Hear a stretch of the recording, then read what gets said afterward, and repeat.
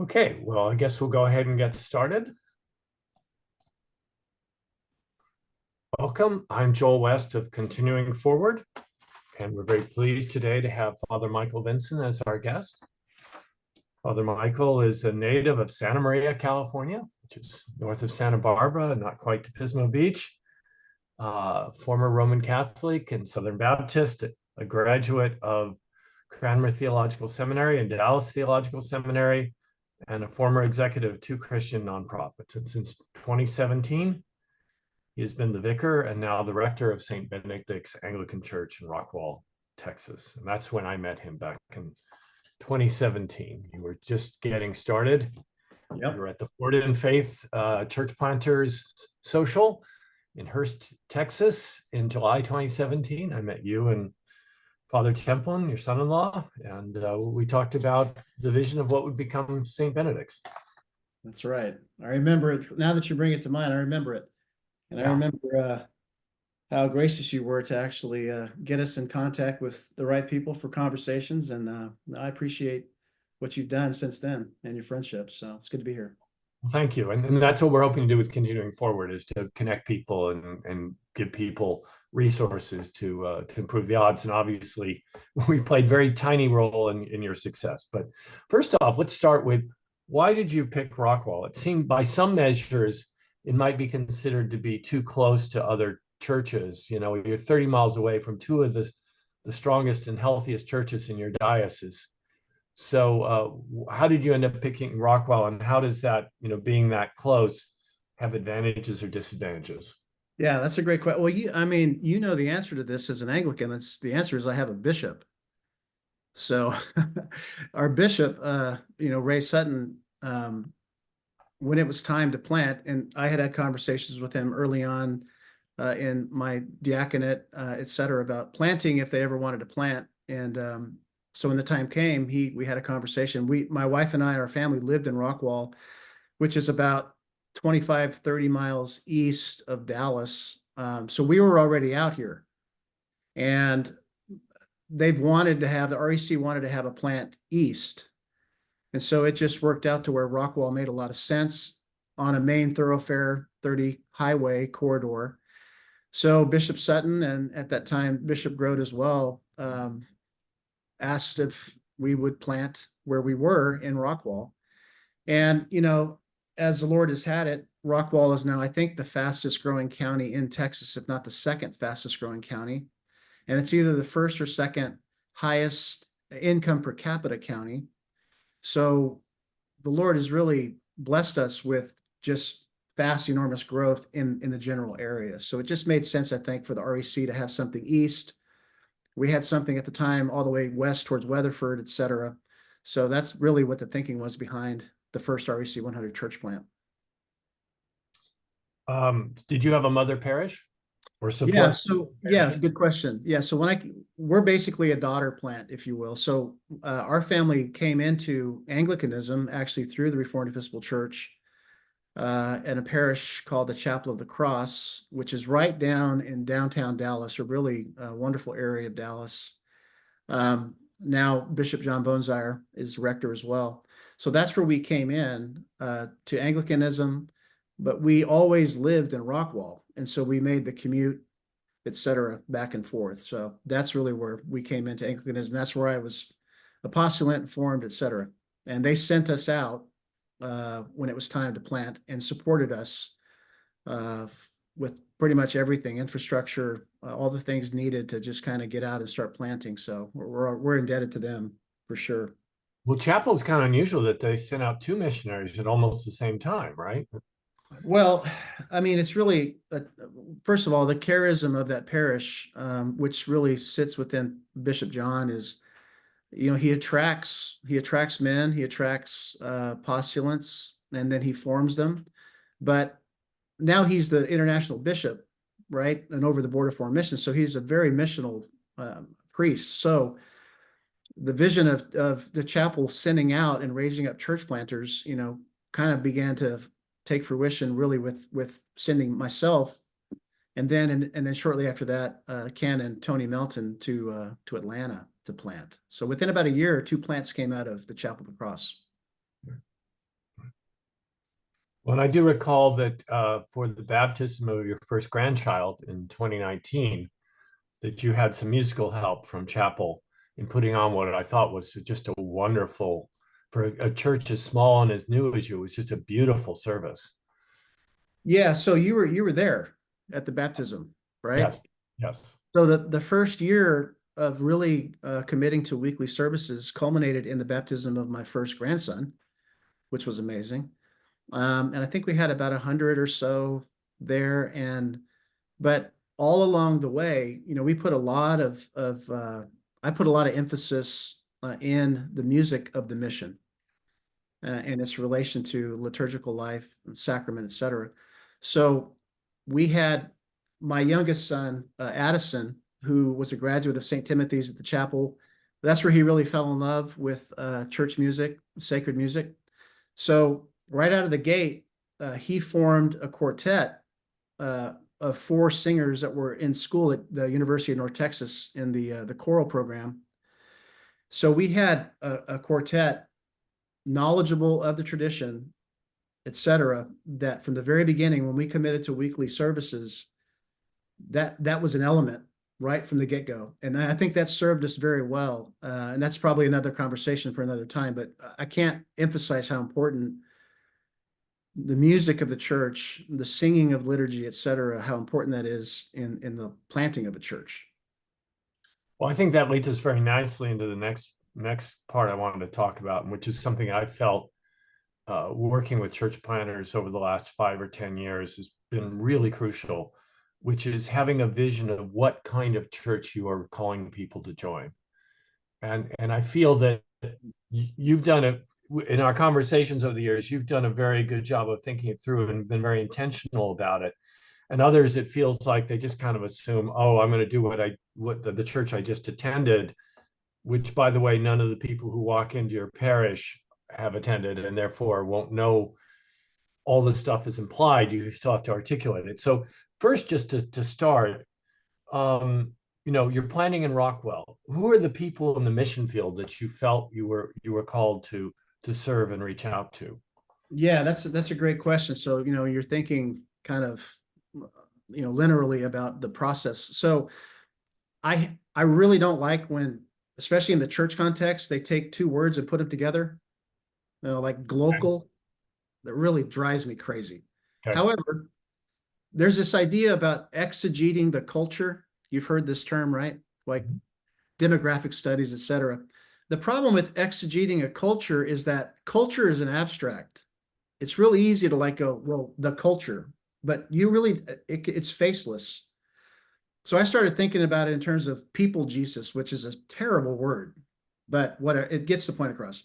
Because like literally Dave, Jim, the Kaplans, like people in my life, people in the proximity of me living in Rockwall, who are these people? What's going on?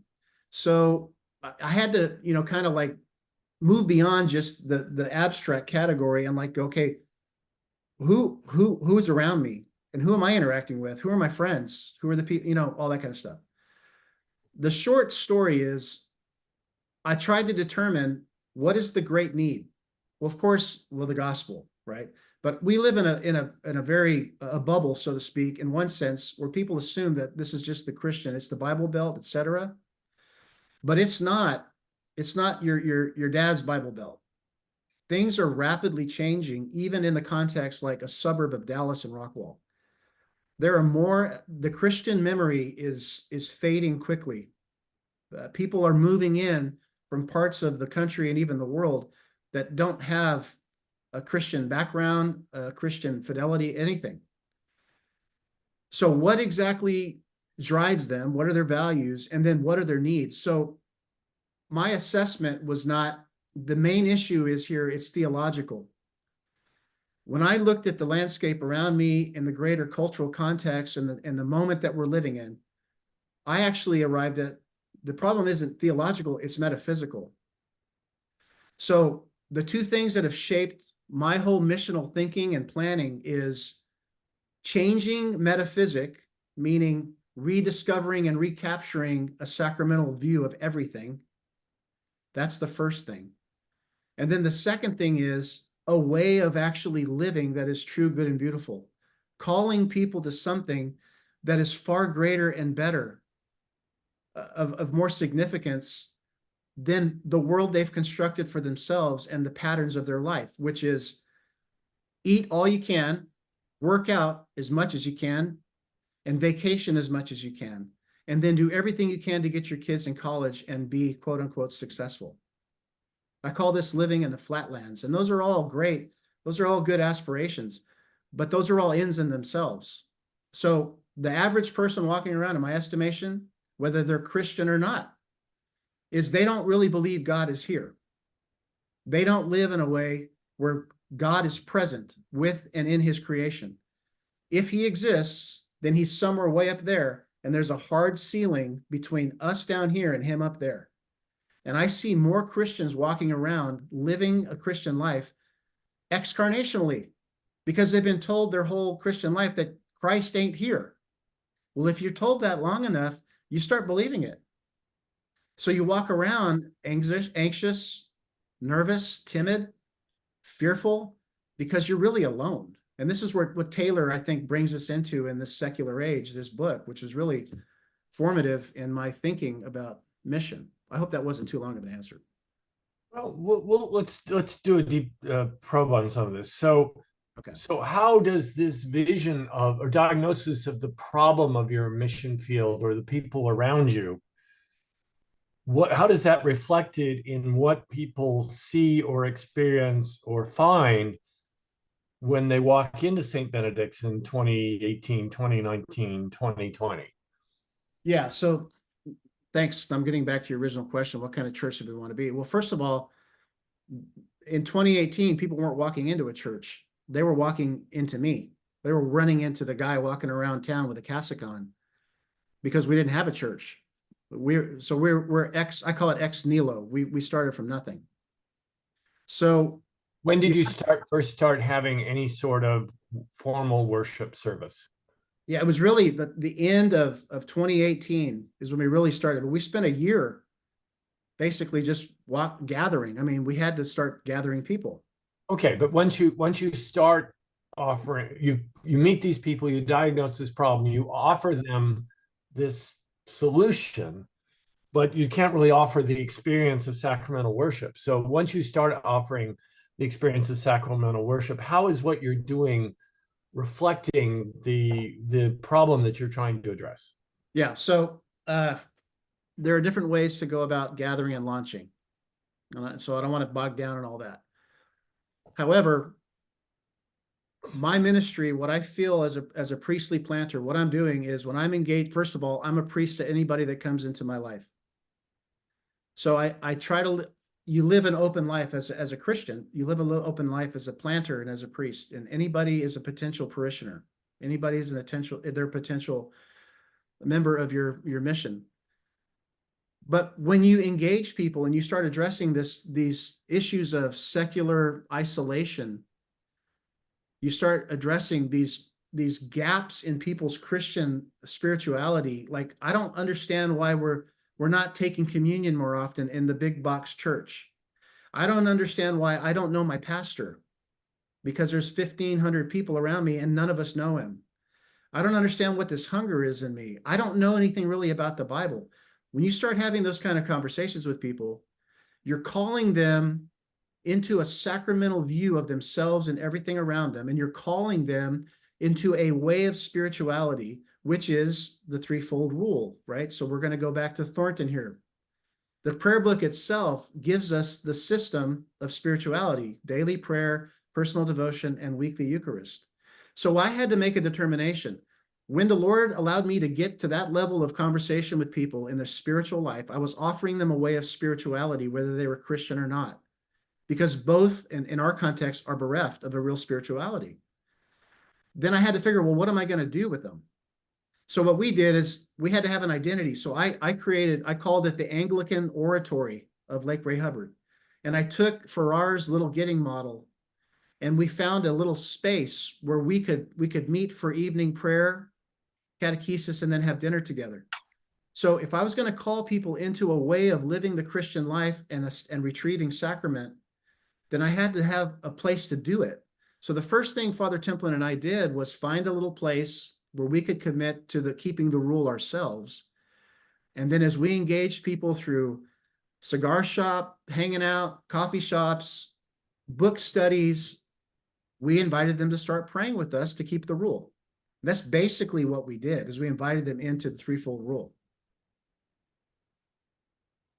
So how long were you the oratory, and when did you become St. Benedict's? Yeah, And why so St. yeah, so Benedict? the oratory, like I said, when we began, it was nothing.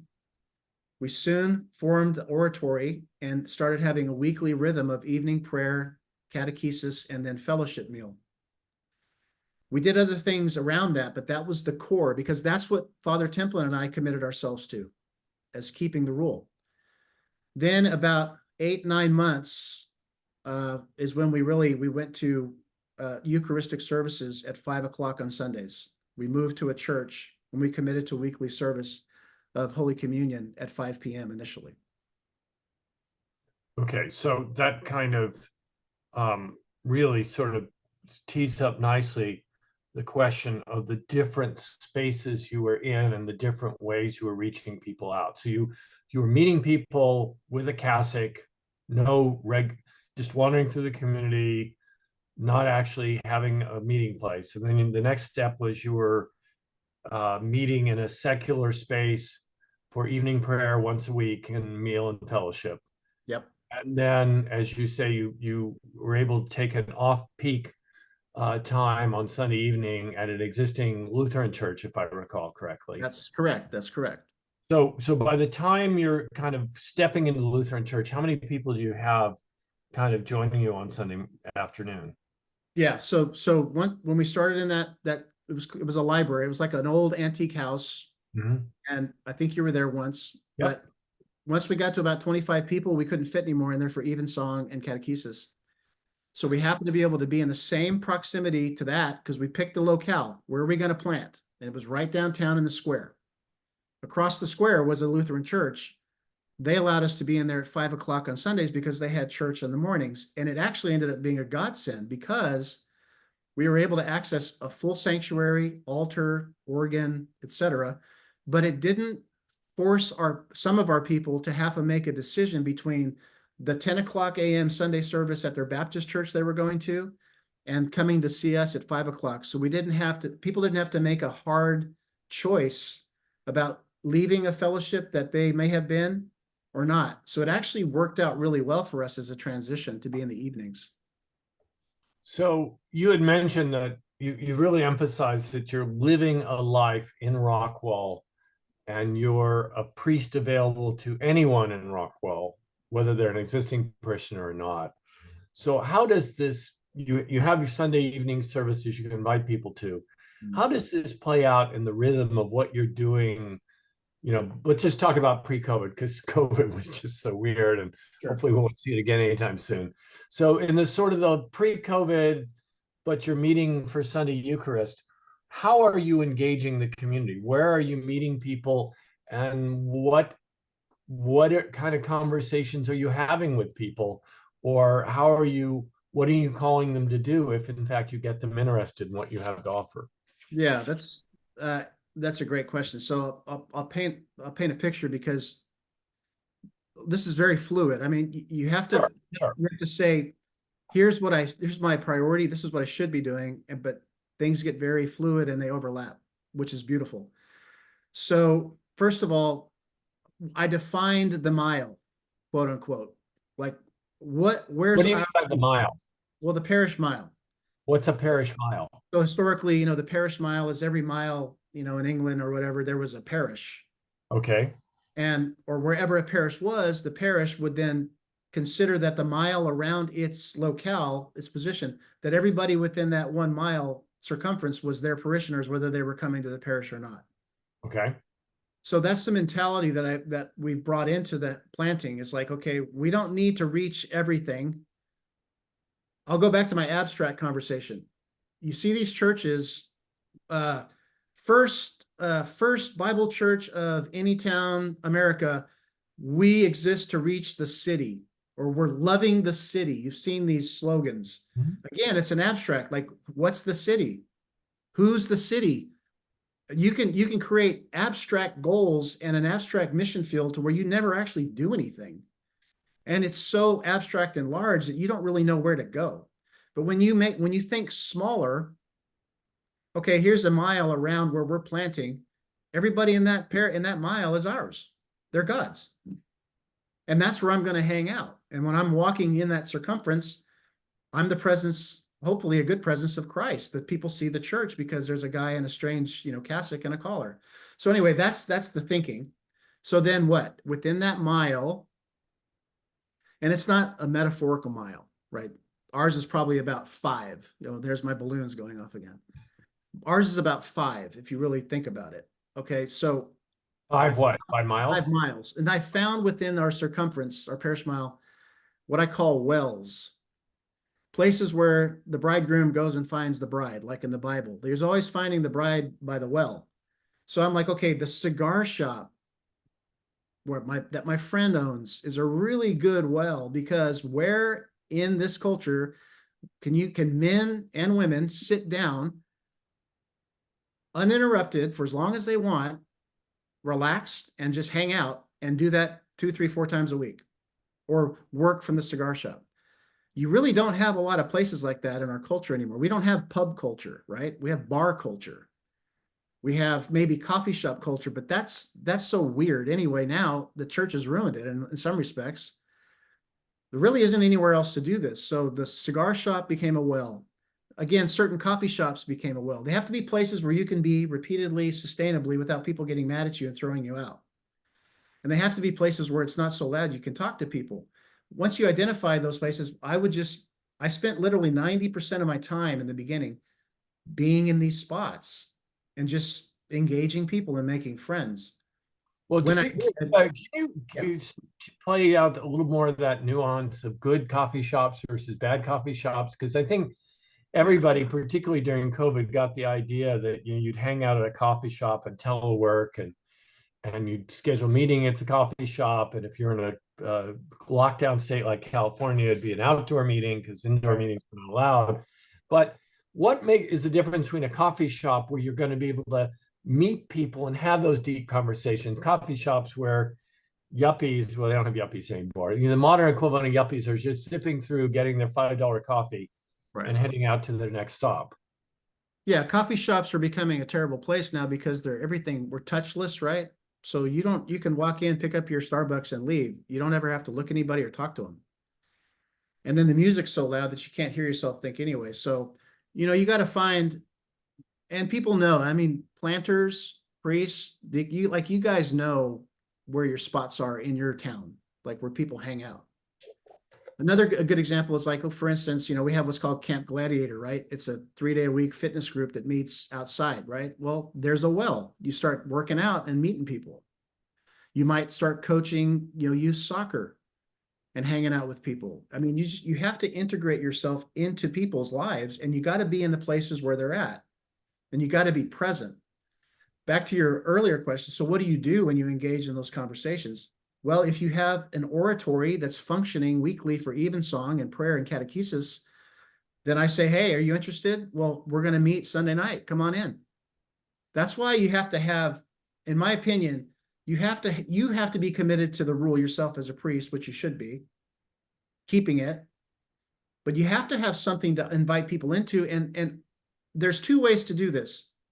It's hey, do you want to be a part of my church plant? Or, hey, do you want to follow me into a way of living that is far more fulfilling and far more meaningful than whatever you've been doing? Now, I've yet to run into anybody in the cigar shop that was waiting for me to ask them to join a church plant. Now, they are out there, but what you call people to is usually where you end up. And I know that there's challenges when you go the route of, hey, I'm planting a church, I'm planting a church, I'm planting a church, come with me, help me. And then you have to try and make them Anglicans later. I chose, and there's 2 different ways to do this. In Canon Melton, we did it in these 2 different ways, and I think they both work. I said, come into a spirituality that is rich and learn and grow in Christ. By the way, we're planting a church. So there's two different ways to do it, in my opinion. We chose that latter way. So that's what I'm always calling people into. I'm calling into people to the altar, one step near proximity at a time. That's Okay. really what we're doing. And what you're calling to, I have two questions about that. The first is, what is people's reaction when you say it's Anglican? You know, that they say, oh, this, I've never heard of that before, or that sounds vaguely Roman or whatever. So presumably your average Southern Baptist in the Bible Belt hasn't been thinking, oh, I want to join an Anglican church someday when I mature in my faith. So how does the Anglican aspect of the story or the tradition or the spirituality come up, and what part of it seems to resonate with people? What aspect of it being Anglican do people are interested in, and maybe what do you want to put back into the 5-week Anglican 101 class that you have for people who are becoming members or whatever? Oh gosh, yeah, that's a big question. Let me try and dissect it. First of all, you're just going to attract questions by walking around. Right. And everybody first thinks I'm Roman for the most part, if they talk to me. But you all know Okay. how many times we pray for people, et cetera, et cetera, et cetera. Okay, so it's a wonderful ministry, just the presence of Christ in the church. The next question is, well, what's an Anglican? And then I have to say, well, we're Anglicans. But not everybody wants, that's not usually, maybe it's 50-50. I have people that are like, well, tell me more about an Anglicanism. It's usually, but it's also questions about spirituality or, well, the Bible, or, I'm having a problem. So Anglican identity isn't the first thing that people usually want to talk about. When they see a priest, they may not know what I am or who you are or what tradition, but if they have a need, they're going to come tell you about it. Well, okay, and that brings the question then. I imagine you have some people who would say, I've got this problem and I haven't found the right page in the Bible that tells me how to solve the problem, because that's probably the people that how they've been formed. And so if you say, well, I think you should use this form of regular prayer that's been around for 400 or 500 years, and your life will be better if you do that. I imagine there's some people who say, oh, I'll give that a try, or really? But there are probably some others that are maybe a little skeptical that that's actually the answer to their problem. Yeah, and so Bishop Sutton talks about front porch ministries, right? So that conversation you just defined about liturgical prayer, the daily offices, right? Mm-hmm. That's a downstream conversation. Got it. And that's taken time, and it's taking an investment of real friendship, honest friendship with people to where they want to talk to you. What precedes that is what is really important. How do I even get the opportunity to begin to have those friendships and conversations? So 2 examples. At the cigar shop, we started the Men's Theological Think Tank with 20, 30 guys sitting outside twice a month reading. The first book was Mere Christianity. Mm-hmm. And then we've been doing this for 5 years now. But that was the initial breeding ground. Most of the men that came into the mission came from that cigar shop, because you gain friendship, but you also gain credibility. You also get a chance to demonstrate that you're talking a different language than the typical person, Bible church person, or non-believer, or de-church person, because we're talking a different language from the great tradition, right? God creates opportunity. You seem to know a lot about the soul. What are you talking about? The cure of souls. These are the kind of things that spark the secondary conversations. Another example, one of the most effective gathering tools was starting a women's weekly Bible study that I teach. No man in our county, no church, women Bible studies led by a man. That was the first thing. Second thing was, you're not going to get most Baptist and Bible church people to really listen to you unless they believe that you know the Bible. So by demonstrating the ability to teach the Bible in line with the great tradition, gave me the ability to then begin to actually gain the trust of a lot of women who eventually brought their husbands and families into the parish. So what I'm talking about are these precursor engagements, the gathering phase, before you say, now come in. One last example. When we first started, we didn't do any Bible studies right off the bat. We didn't have people come into our house. I'm too old for that. We did that public space in our oratory. And the first thing I did was 4 Saturdays in Lent. I did 4 Saturday teachings on the origins of what is Lent, because I had all these people around me that we were gathering, taught what is Lent. So I did a 4-week series on what is Lent. And that gained us about 15 people after about 4 weeks. And where did the people at the cigar shop and the women's Bible study and your Saturday Lent series, how did you know them? Or were they already in that space and you started talking to them? Or were these people you said, hey, you met them on the street and you said, hey, we've got this thing coming on Wednesday night and you should join us? Yeah, so for me, it was a mix of both because, we planted where we lived. We weren't a parachute like Tony was. So I had some existing relationships, obviously, but I also, as I became an Anglican, I didn't retain a lot of them in the same way. So it was a mix of people I knew that were curious about what we were doing, but then those people talking to other people because of the conversations we were having, and then just being in places, like I said, at these wells and making new friends, being a presence. A lady coming over in Starbucks, can I ask you a question? I'm getting divorced. Will you pray for me? Well, and then 3 weeks later, she's at one of our book clubs. We did confessions. We did a book study on a Thursday night of confessions. She ends up joining the mission, 3 months down the road. So these cultivation of people from first contact to actually koinonia, communion, you got to be patient. It takes time for some people. Other people, boom, they're in right away. But you don't stop the rhythm of keeping the rule yourself. You're out in your wells gathering people, engaging people, and you're calling them to word and sacrament and to the threefold rule, a way of living the Christian life, that's mainly the issue with most of the Christians in our context. They're walking around devoid of any real sense of what in the world is the church? What am I doing? Why do I feel so void? Why do I go to church and I don't get it anymore? It's too loud. Why are they preaching this way? Why aren't we taking communion? These are what people are walking around.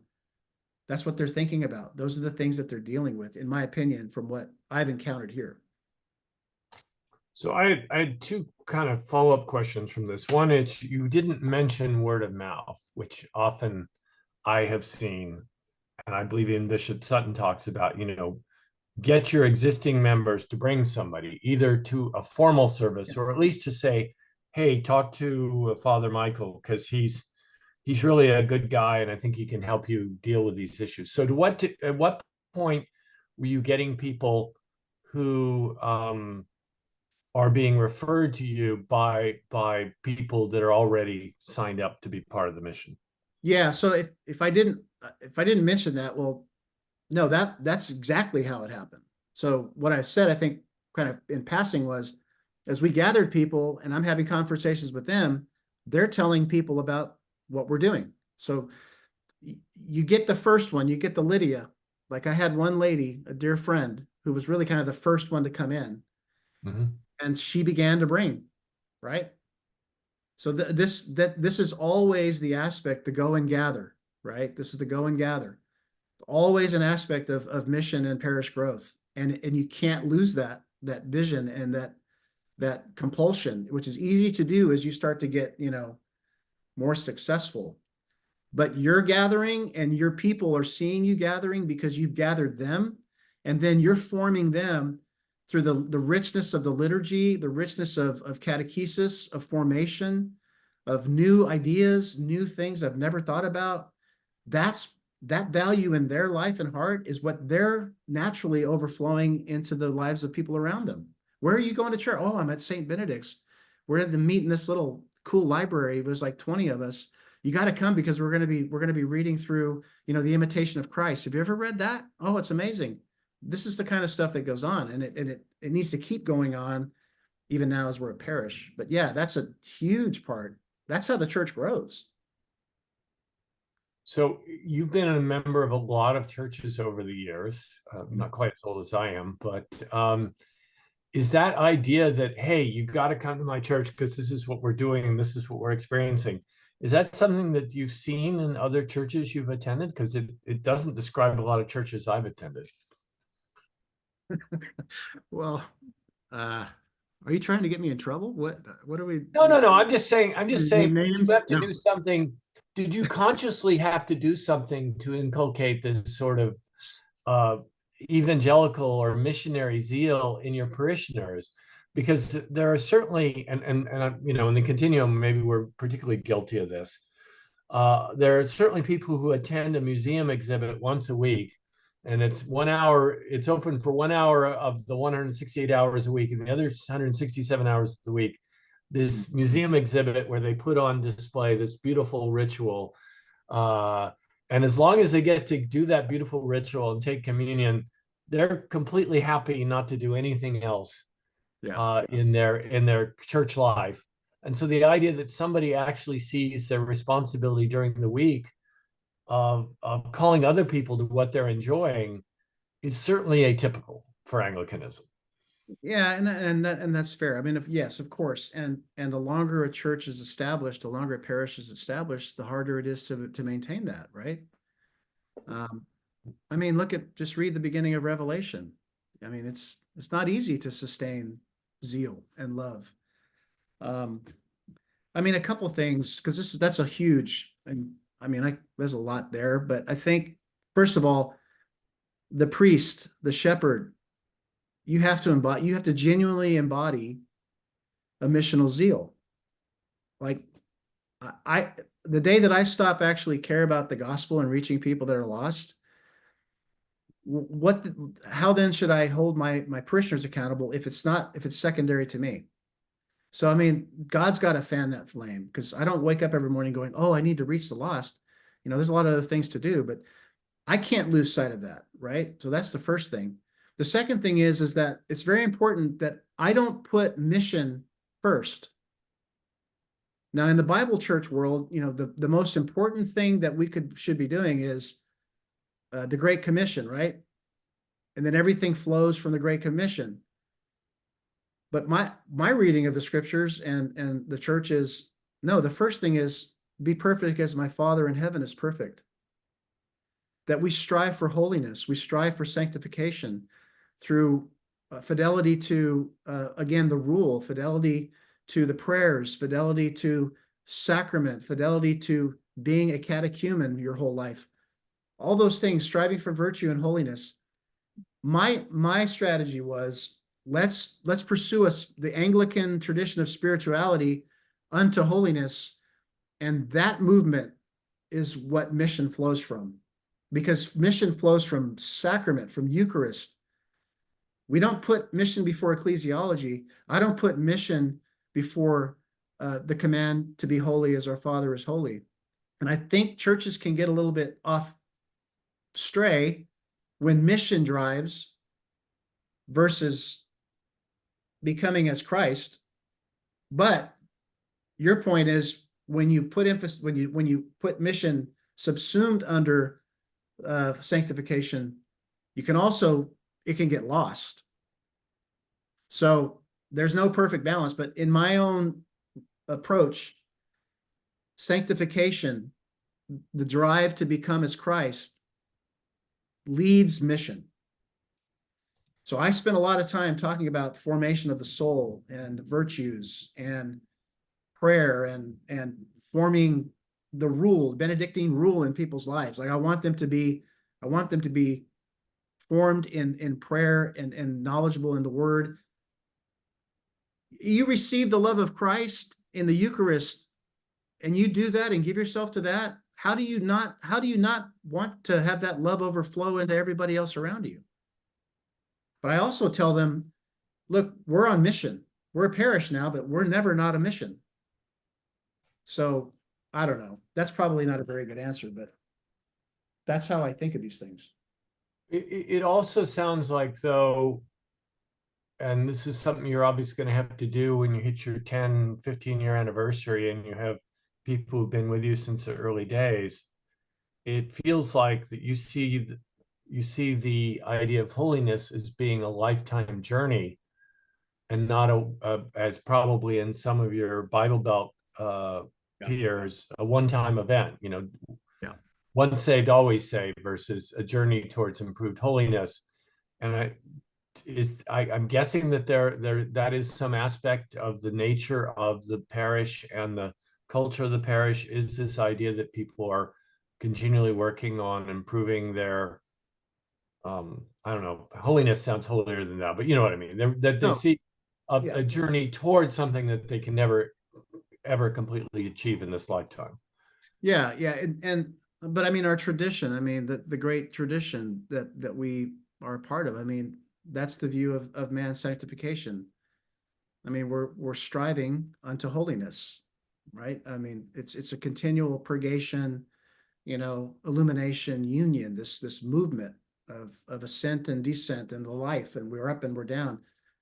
But I mean, if you have a hey, I did that, I'm good mentality, you can see why, your spiritual life just becomes completely devoid because you don't think you have to do anything anyway. And then you walk around wondering, well, what happened? Because now I don't even go to church anymore. Or now fill in the blank in my life is happening. And now, because I've never really experienced and believed that Christ was with me, now I'm alone in this. That's where most people are. I hate to say it, but this is what we're healing. We're reconciling back, bringing coherence, wholeness, mind, heart, right? Tranquilitas, balance. I mean, we're regulating people's lives. We're giving them stability. If you don't do that first, what's the point of missional zeal if people are living unstable, incoherent lives in their spirituality? It's just scattered craziness, right? Okay. Got to make people whole so that they can take healing to people around them. They can't be scattered and shattered in their own lives and just throw Bible verses at people. Got to heal the body so that it can actually be functional. Okay. So going back to the idea of the community, you moved in, you bought new space, I think in 2021, is that right? Your first permanent home? Yeah, that sounds about right. You Yeah. said August 21 is when we talked a Yeah. couple of weeks ago. And Yeah. so can you talk about how is your ministry? Well, tell us very, very briefly about the space the property you acquired. And then how has your mission to the community changed now that you're in this part of the town, with these sort of facilities and these sort of neighbors? Yeah. So real quick, we were fortunate to purchase a 7.5 acre with a 7,500 square foot home on top of a hill, the highest point in Rockwall, overlooking the lake. And this 7.5 acres of land is sit right in the middle of all residential homes, hundreds and hundreds and hundreds of people around us, but also on a very busy street that goes into this neighborhood. So we kind of had the best of being out of the city in a sense, when in the midst of like a neighborhood parish, but yet visible. And more importantly, it's beautiful. So I've always envisioned wherever we were as an oratory or even as an early mission in other churches, like this is kind of a parish as a monastery. So there's also the going out and being with people aspect, but there's also the Benedictine kind of, we're also we're a porous community, but we're very happy to be within the parish and being formed and stable. So it's a both and. So the short answer is when the Lord gave us a place that was ours, I've tried to just slowly build out this parish as monastery idea across all of the property and the things that we do, because now we have a place to draw people to us into not only the worship, but the life of the parish. So what are we drawing people into the life of the parish with? But at the same time, we're still front porch out on the street. So we try to keep Clear both. here, you're not living the life of a monk when you say draw people into the monastery. No. So we're not a monastery, we're a parish, but we're called St. Benedict's. There's a monastic charism and an ethos that I've always tried to basically create and then inculcate into the spirituality of the people. And now the place is giving us the ability to live into that, I guess more fully would be a way to say that. For instance, we have a parish cellar, a brewmaster. So we brew our own beer. We brew one every year for the Feast of St. Benedict, and then others for like 12th night, etc. Well, that's a great ministry, because now we have the St. Arnold's Guild, where we have men in the community coming to learn how to brew beer that are not even part of our church. We have a prayer garden that's a beautiful prayer garden, and we're turning one of the grottos into a prayer grotto where people can go and pray for unborn children and families. So there's a sacramental aspect, but there's also kind of this anchor it idea. You wouldn't know it unless you knew that, where people can go and have a cell, right? They wouldn't think of it that way, but it's there. We have a greenhouse where we're going to have we have our own flowers for the altar. I'm trying to create like the parish, like this is where your life is centered. Your home is an extension of the parish. Three quick follow-up questions about, and then we have one question in the chat I wanted to get to. Okay. So there's kind of three unconventional things that I would say don't quite fit the normal church planting narrative. The first is, and you keep emphasizing it, beauty, beauty, beauty. But when you're a small, struggling, under-resourced church plant, a lot of times people are just thinking, let's just have the show go on. Let's just get a space where people make, beauty is what we can do when we get a big donor down the road. It doesn't sound like that was your attitude at all. You sound like you built beauty from day one. Oh yeah. So beauty, yeah, absolutely. So that's one of the core philosophical underpinnings of the whole church plant from the beginning. And that's why the music was so important, right? So the idea of beauty as an aesthetic, as an attribute of God, that began to play itself out, for instance, in our first quartet, right? When we were doing Evensong 4 or 5 years ago, whatever it is. But the music was beautiful, and people had never heard it before in our context. Right. Okay. All right. Second question. There is this, and you've gone to the church planting workshops, et cetera, et cetera. There's this kind of this idea that a church plant has to succeed quickly or it's going to die. And it seems like you have worked for long, slowly, patiently, and yet, have a lot to show for it 7 years later, but did not get that, like say Father Vinson, the 2 or 3 years, and we have our own space and we've got 150 people on Sunday, et cetera. So can you talk about kind of, was that just you had to work with the field you were working with, or is that kind of intentional that you were kind of going for more of a slow growth rather than a quick, let's get to critical mass within 3 years before we run out of money? Well, I wish I was that patient. I mean, the Lord, in the end, that God builds this thing. My emphasis was on forming Anglicans, not gathering a launch team.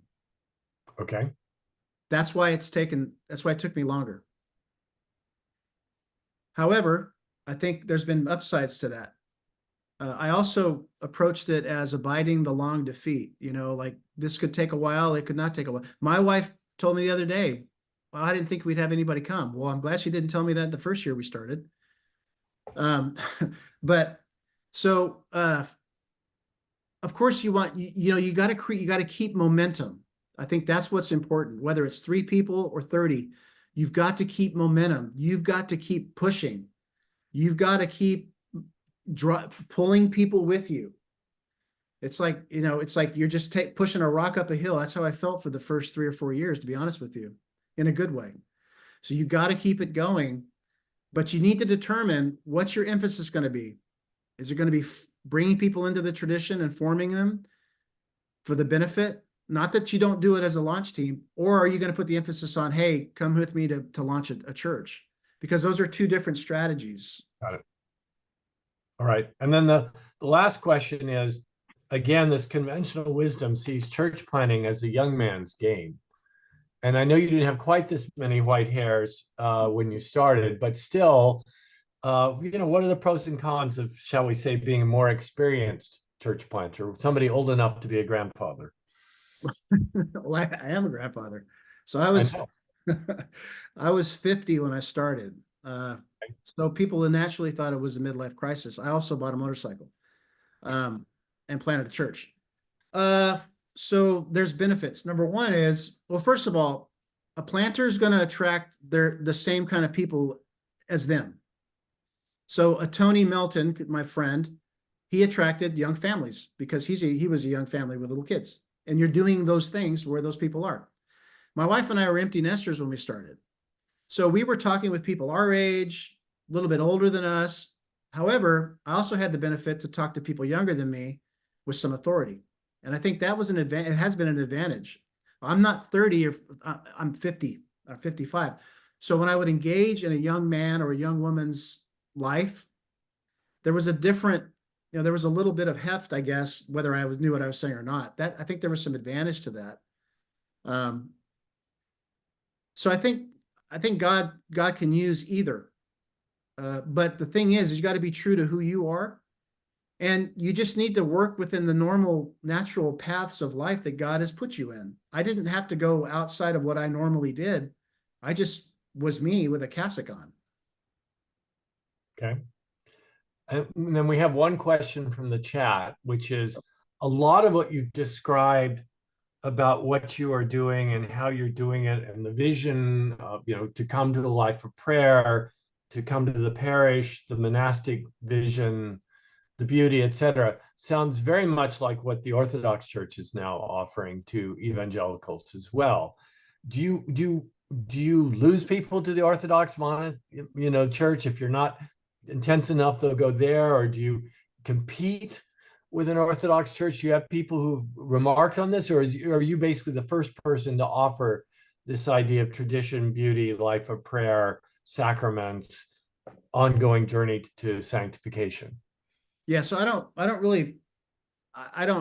view I wouldn't view the Orthodox Church or whatever, in a competitive nature. I don't even think we have another ACNA parish, a great parish, Father Chris, I know, about 10 miles from us.